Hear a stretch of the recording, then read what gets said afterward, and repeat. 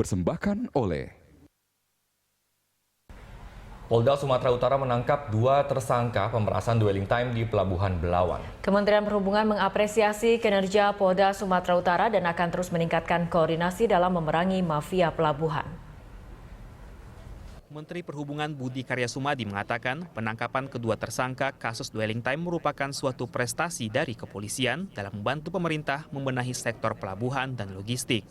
Budi Karya mengaku belum dapat memastikan apakah ada petugas Kemenhub yang turut terlibat dalam kasus ini.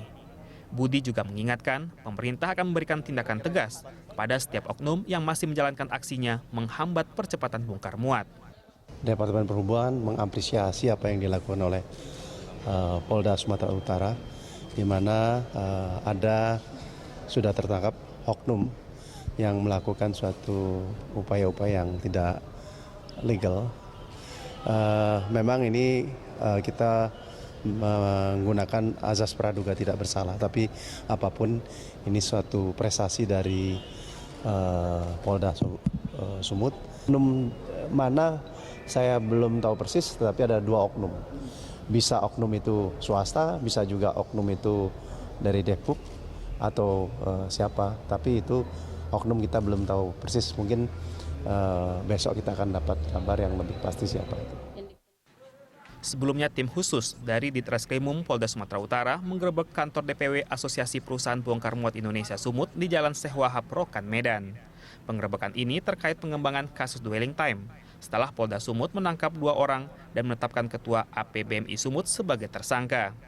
Petugas menggeledah kantor dan memeriksa sejumlah dokumen yang ada untuk mencari bukti terkait kasus pemerasan dan suap dalam proses bongkar muat di Pelabuhan Belawan, Sumatera Utara.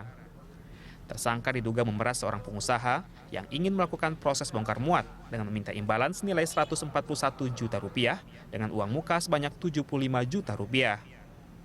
Selain kantor DPW APBMI Sumut, tim Sus Dwelling Time Pelabuhan Belawan juga menggerebek kantor Koperasi Tenaga Kerja Bongkar Muat dan kantor Otoritas Pelabuhan Belawan.